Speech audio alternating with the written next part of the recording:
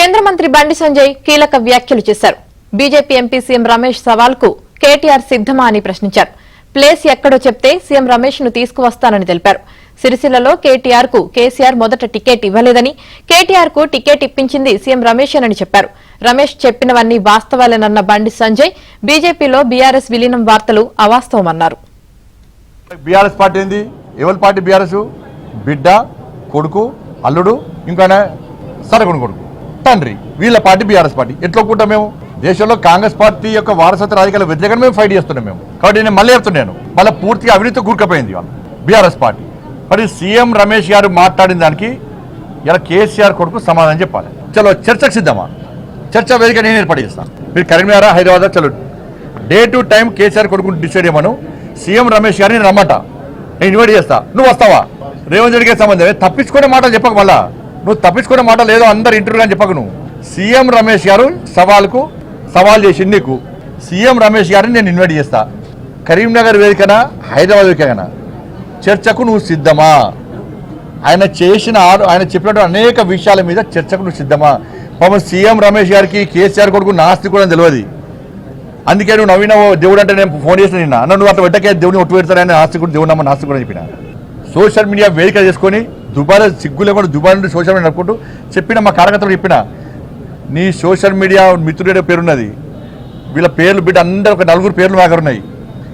మాకు వ్యతిరేకంగా, మా పార్టీకి వ్యతిరేకంగా కాంగ్రెస్ పార్టీ వాళ్ళు అంటే భరిస్తారు. వాళ్ళు రాహుల్ గాంధీ తిట్ట భరిస్తారు, ముఖ్యమంత్రిని హరే అవులోన భరిస్తారు, వాళ్ళ పార్టీ తిట్ట భరిస్తారు. చాలా వాళ్ళు కాంగ్రెస్ వాళ్ళు.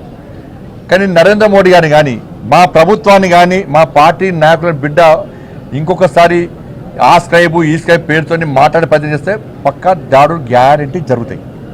పక్క నేను హోమ్ మినిస్టర్కి చెప్పొద్దు, కానీ నీ అరాచకం పెరిగిపోతుంది. దాదాపు 100 సోషల్ యూట్యూబ్ ఛానల్ పెట్టుకొని అడ్డదారిలో సంపాదించిన పైసలు వారికి వెచ్చించి వాటి ద్వారా ఏదో చేయాలని చూస్తున్నావు. ఏం కాదు, దాంతో చేస్తున్నావు. అధికారులకు వచ్చినావా? ఉన్న సీట్లు వీకినని సీఎం రమేష్ గారి పేరు. ఇవాళ బీఆర్ఎస్కు వాళ్ళ పార్టీని నడుపుకునేటువంటి సత్తా లేదు. పార్టీని నడుపుకోలేని స్థితిలో బీఆర్ఎస్ పార్టీ ఉంది. పూర్తిగా అవినీతిలో కూరుకుపోయినారు. సీఎం రమేష్ గారు చెప్పింది వాస్తవము. అసలు ఇంకో విషయం చెప్తా మీకు. ఇవాళ కేసీఆర్ కొడుకు కేసీఆర్ టికెట్ ఇవ్వలే ఫస్ట్ టైం.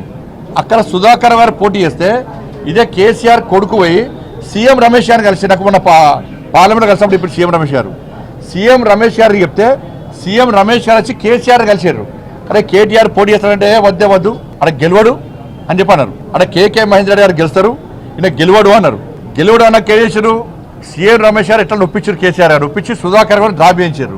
కేసీఆర్ కొడుకు పరిస్థితి ముడతల షర్టు, రబ్బర్ చెప్పులు, ఆ ఫోటో చూసినమైతే అది. అప్పుడు సీఎం రమేష్ గారే ఆర్థిక సాయం చేసిండు. సీఎం రమేష్ గారే ఈ కేసీఆర్ కొడుకు ఆర్థిక సాయం చేసిండు. సీఎం రమేష్ గారు చేసిన ఆర్థిక సాయంతోనే నువ్వు ఎమ్మెల్యే అయినవి. ఇవాళ ఇది ఫ్యాక్ట్. ఇది నువ్వు బీఆర్ఎస్ను నడుపుకోలేని స్థితిలో నువ్వు బీజేపీలో విలీనం చేద్దామనుకున్నావు.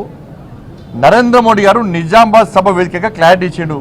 కేసీఆర్ గారు నారికి వచ్చిండు, నాకు ఆరోగ్యం బాగలేదు, నా కొడుకును ముఖ్యమంత్రి చేస్తా అని చెప్పన్నాడు.